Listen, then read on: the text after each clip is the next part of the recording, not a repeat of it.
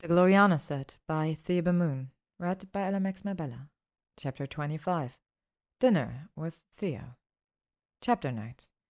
This chapter is a big turning point, since many of the actions taken have major repercussions, much like the Gryffindor party and that scene in McGonagall's office. This chapter was already planned when I first began the story and has changed very little since. Hermione had hoped Ginny would be around to help her dress for dinner with Theo, but Ginny never returned to their room after meeting Harry by the lake.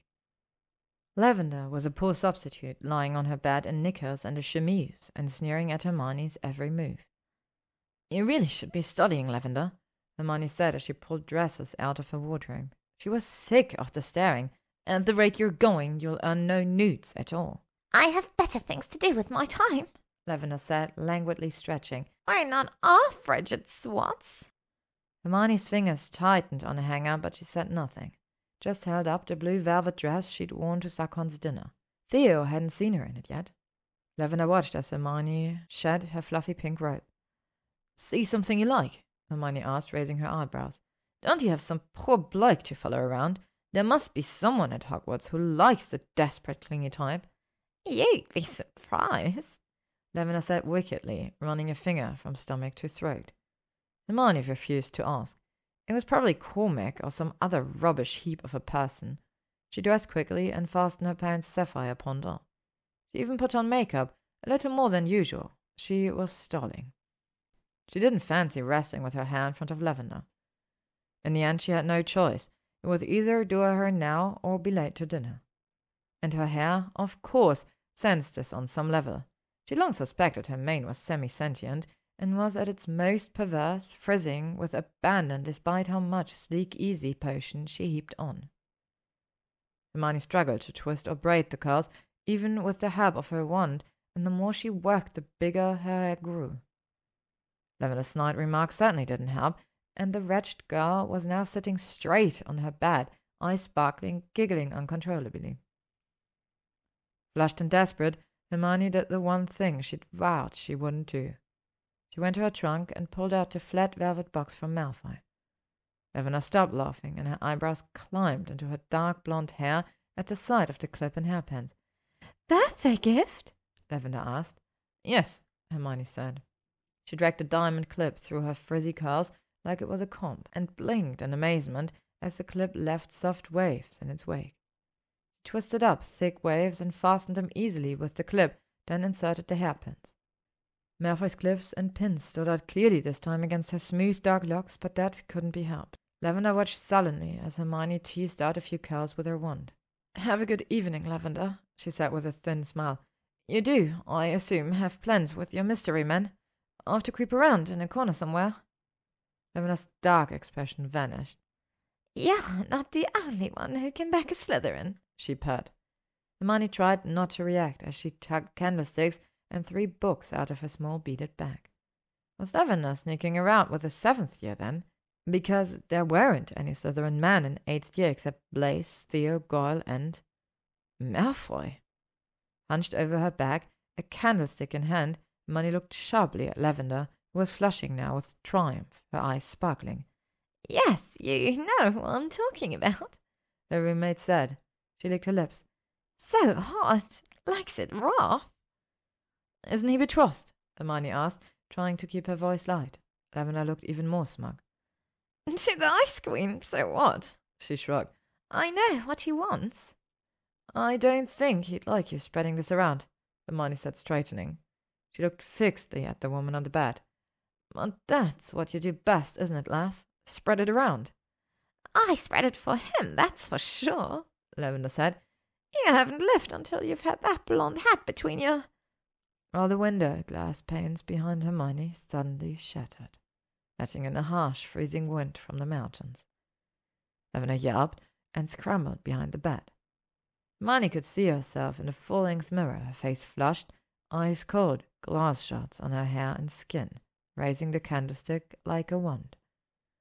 The curls around her face whipped in the wind, but the rest of her hair didn't budge.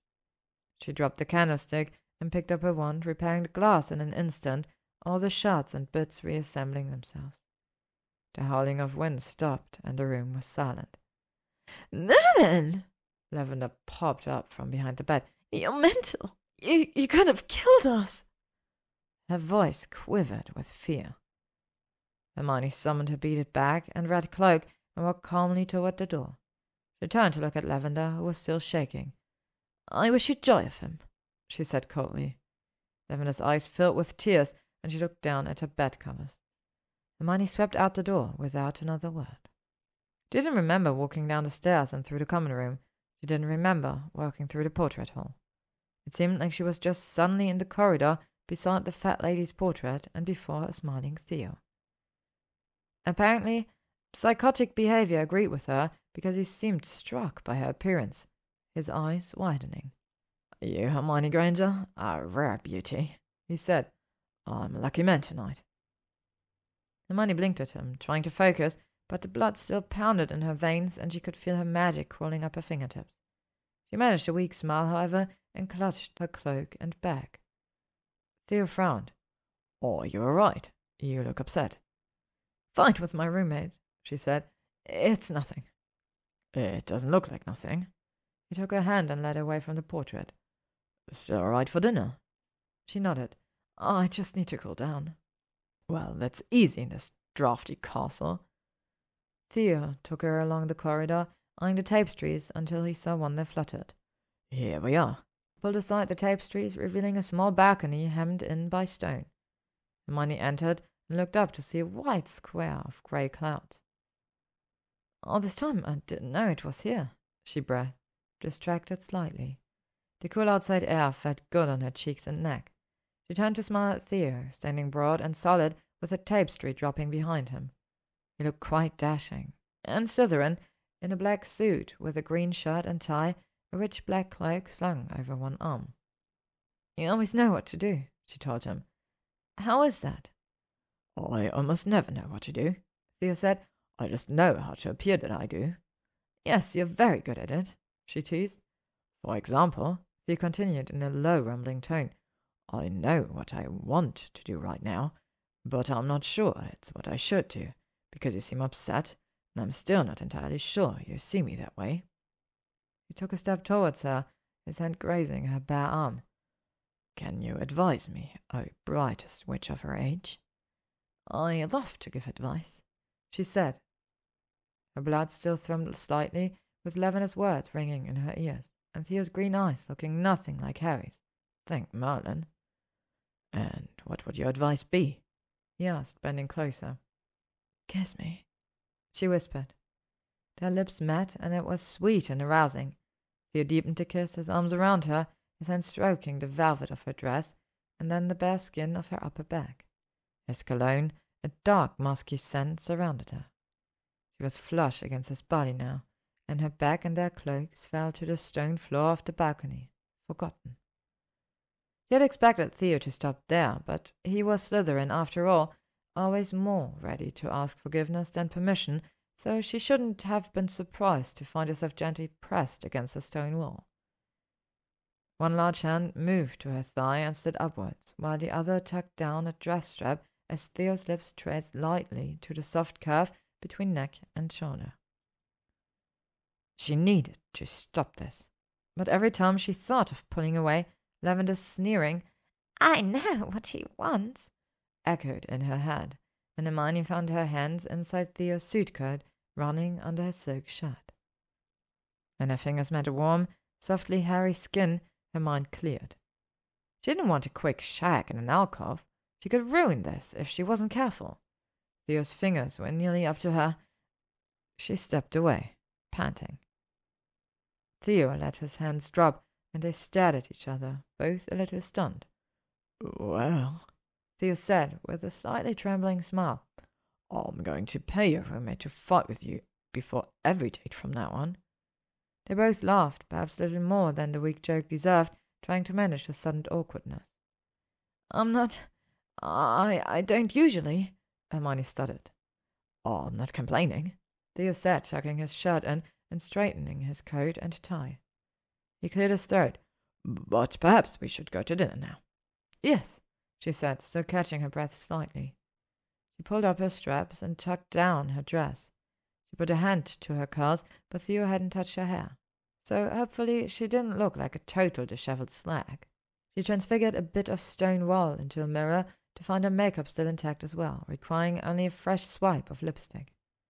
Theo now looked as impeccable as before, and Hermione couldn't help eyeing him as he handed over her bag and cloak. He was obviously quite adept at such discreet encounters. Theo took the odd beginning to their date all in stride, keeping up a steady patter of light conversation on the walk to Hogsmeade. Hermione concentrated on not acting like a mental case. By the time they reached the Spangled Vale, she was a bit more relaxed. The Spangled Vale was a new addition to Hogsmeade, a high-end restaurant replacing a woodcutter's shed destroyed during the war. Much of Hogsmeade had been rebuilt, often to serve a more well-heeled clientele, and Hermione had heard some complaints from the locals about the new rich blood. She made a mental note to ask Madame Rosmerta and a few others about that. It wouldn't do for locals to be priced out of their own village. But tonight she enjoyed the opulent surroundings, brocade-covered walls, waterfall chandeliers, lovely views of Scottish mountains. A ripple ran through the tables as diners turned to see Hermione Granger enter on the arm of a man who obviously wasn't Ron Weasley. Theo was a striking figure in his own right, although not generally known, and Hermione noted Witcher's speculative glances as they passed. The atmosphere was almost oppressively posh, and the thought of encountering Malfoy here with Astoria made Hermione stumble slightly. But no, Malfoy couldn't be taking his pure-blood princess out to dinner tonight if he was shagging his brainless strumpet in some empty classroom. She stumbled again. "Good show there, Hermione." Theo looked at her quizzically, but she made it to their table all right. Good thing she'd never claimed to be graceful. She was happy to sit back and think about unruffled ponds in Norway as Theo selected a bottle of wine and bent it back and forth with the waiter. Once settled with their orders and their wine, Hermione asked Theo what brought him back to Hogwarts. He eyed her over his glass of Domaine Rappel à la Vie. "I was quite conflicted," he finally said. "I didn't plan to return." "What changed your mind?" Theo shrugged. "I was in Germany with my grandmother. She has this beautiful Bavarian castle. You'd like it. And I suddenly realized that I would always be an outsider in that country. Britain was my home, and any meaningful future was here. And to make a future here, I need to do well on my notes." He winked at her. "So I portkeyed directly to Diagon Alley, didn't even stop at Not Estate. I bought everything new, trunk, clothes, books, and paid a local to take me to Hogwarts in a wagon." "That was the day of the Gryffindor party," Hermione said. He nodded. "I just left my things in the entrance hall and went to McGonagall's office. She didn't seem surprised to see me, probably has her own way of knowing things. She sent me to the Slytherin dungeons to bunk with Blaise and Greg. Good thing those two had an extra bed, or they would have put me with Draco." "Why's that?" "Draco has his own dome. No one would room with him." Hermione said, sipping her wine. "Yes, Malfoy doesn't need to sneak around in empty classrooms after all." "Something wrong?" Theo asked. He touched her hand on the table. "Oh, no," she said. "Of course nobody wants to live with Malfoy." "Yes, he'll have a hard time changing minds," Theo said rather indifferently. "People won't forget." Hermione nodded, looking down at his fingers lightly holding hers on the white tablecloth. His silver signet ring and emerald cuff-link glinted in the light of the candles. Her hand and arm were bare, the word Mudblood written clearly in red on her inner forearm. "Nobody should forget what happened, Hermione," Theo said softly, turning her hand slightly to see the scars better. Hermione gently pulled her hand away and placed it in her lap. "This is a lovely restaurant," she said. "Thank you for bringing me here." Theo gave her a boyish grin. "My pleasure. You've earned it, saying the dragon lady for my honor." Hermione couldn't help smiling back. "Whatever Astoria said to you, I'm sure she deserved what she got." He went on. She sniffed. "I didn't hex her because of what she said. She tried to crucio me." "She what?" Hermione took a ragged breath. She hadn't told anyone that. "Please don't tell people." She bit her lip. "Don't tell Malfoy." "Damn it!" His voice rose, and other diners were glancing their way. "This is all wrong. We Slytherins need to re-enter the entire wizarding world, not just pureblood society, and Astoria attacks a war heroine." Theo shook his head in disgust. Then a thought occurred to him, and his eyes widened. "Crucio? That's an unforgivable. She could be arrested for even—" "Hush now," Hermione said. I'm fine. I can handle Greengrass. She gave him a hard look. I'm telling you this in confidence. Why can't Draco know? He just can't. Can we please not talk about him? Hermione shifted uncomfortably. Most certainly. Theo leaned back in his chair, still frowning a little. What a strange evening this was turning out to be. What future dates include such wild mood swings? Tell me about your grandmother, Hermione said, buttering a small chunk of bread. Lady Gretchen. Theo brightened and launched into a vivid description. His maternal grandmother was more than 100 years old, a great society beauty in her day, and ruled her castle like a queen. She'd sent 5 specially trained battle wizards to fetch Theo when his father openly joined the Death Eaters, determined that her grandson wouldn't take the mark. The wizards had literally kidnapped Theo in the dead of night, right out of Not Estate, and dragged him kicking to Germany. I mean, I was grateful, don't get me wrong, Theo sighed, but it would have been nice to have a choice. She did the right thing, Hermione said. I sent my parents to Australia. They didn't have a choice either. She touched a sapphire at her throat. That's a lovely necklace. I was admiring it earlier. Theo leaned forward, his eyes taking on a heated look from under heavy dark lashes. Birthday gift from my parents. Of course, your birthstone. Mine is Ruby. He sat back again as the waiter presented their steaks. Ruby, that's not very Slytherin, she teased. So you know birthstones as well as flowers, then? She asked, thinking back to the Dada lesson. Only Neville had beaten Theo at reciting that day. I know all the birthstones and meanings of flowers and gifts and proper ribbons for messages, he grimaced. My governess. He eyed her hair as she turned away to retrieve a dropped napkin. That's a lovely hair set. Another birthday gift. Yes, she said simply. Damn that lavender. A rather significant gift, Theo said, his face taking on a cool, appraising look. No trace of a smile. No, it's really not, she said, cutting her steak with unnecessary vigor. She was never wearing the diamond set again. She didn't care how good it made her hair look. They spoke of light topics again after that, giggling over Bluebell's antics and Dada. Dessert was served where Theo was away from the table, which was fine with Hermione. She appreciated the breathing spell, a chance to nibble her cheesecake without having to school her expressions. Alas, it couldn't last. Hermione, called a voice, a deeper version of Ron's. She looked up to see Bill and Fleur hand in hand.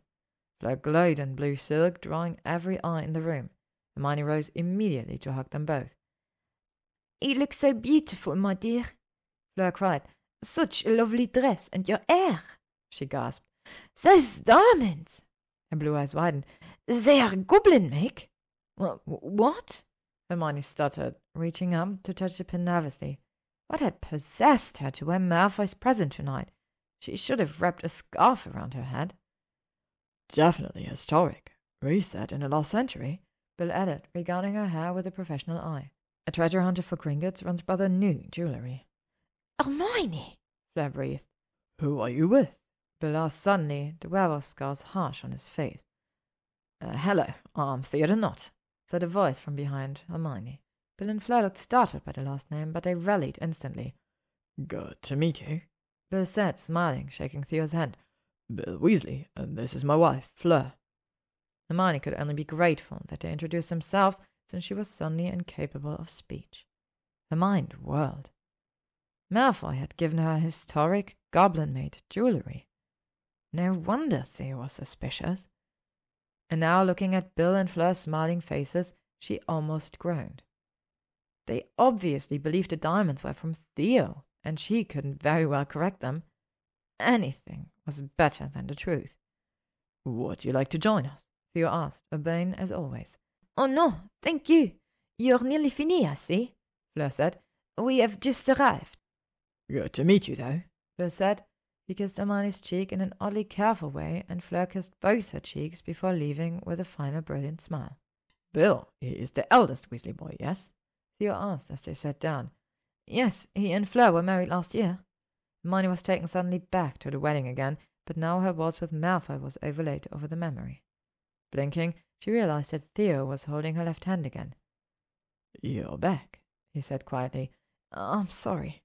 Hermione bit her lip, feeling guilty. Don't be sorry. Ever. Theo said, his jaw tight. I heard what happened when the ministry fell. The rest of us should be sorry. Getting to know you makes me think. He trailed off. Think what? Hermione asked, ever curious. Maybe I should have stayed and fought my father. Would you have stayed? She asked. Honestly. His eyes were a bit sad. No, I wouldn't have. I'm a Slytherin. Self-preservation. People change, Hermione said. If there's one thing I've learned so far this school term, it's that people change. He gave her a weak smile. I'm very glad I came back to Hogwarts. He squeezed Hermione's hand and leaned over the table and gave her a light kiss on the lips. I meant what I said at lunch last week. Theo continued, pouring them more wine. He sat back in his chair, glass in hand. About setting my own future. Thanks to my father and uncles, the Not name is synonymous with Death Eater, but that will change. Up ipso ferro, he said, and his signet ring glowered for an instant. Up ipso ferro, Hermione repeated. From the same iron, Theo said. A bit of luck there. When trying to redeem one's name, it helps when the family motto makes no sense at all. Theo winked at her, and Hermione couldn't help but smile back. It certainly beat. Purity will always conquer. They were a little quiet, walking back hand in hand, and Hermione felt like sighing. No matter how much they tried to make this a fun date, darker things kept creeping in. I'd like to try again, Theo said finally. Another dinner. This was lovely, she said. Just a little intense. Theo turned to face her, standing in a dark path with nobody around and a huge moon above. I refuse to give up, he said. There are two incredibly frivolous people inside us just crying to get out. She laughed, and he put a cool hand to her cheek, bending to kiss her again. She responded, their kisses full of wine and softness. He pulled her closer, and his lips brushed her eyelids, then her ear. Hermione, Theo whispered, lips moving higher into her hair, his hand at her waist, drawing closer. Hermione, come with me. Ah! He hissed and pulled away. Theo! Hermione's eyes popped open. Theo's other hand was pressed against his forehead. He removed his fingers, revealing a thin streak of blood, black in the bright moonlight. Hermione drew her wand and healed the wound instantly. I'm so sorry. I don't know what happened. Although she now had a strong suspicion. She had definitely felt a hairpin move that time. Malfoy. Theo frowned and wiped his forehead with a handkerchief. Nothing to apologize for, he said, tucking the square of cloth into his pocket. He moved closer again. Such a dangerous girl, he purred. I'll just be more careful. Hermione stepped back. We don't need to rush anything, she said. I was a little heated earlier. Theo nodded and took her hand with a smile. Of course. They walked on, and Hermione concentrated on managing her breathing. Every roommate has her price, you know, Theo said conversationally as they neared the castle. I intend to find out hers. To be continued. Chapter End notes by the author. Next up, Hermione has drinks with Pansy Parkinson. Thank you for listening to this chapter of the Gloriana set by ThebeMoon, read by LMX Mabella. If you would like to stay up to date on upcoming chapters and stories, you can follow me on YouTube, Spotify, or AO3.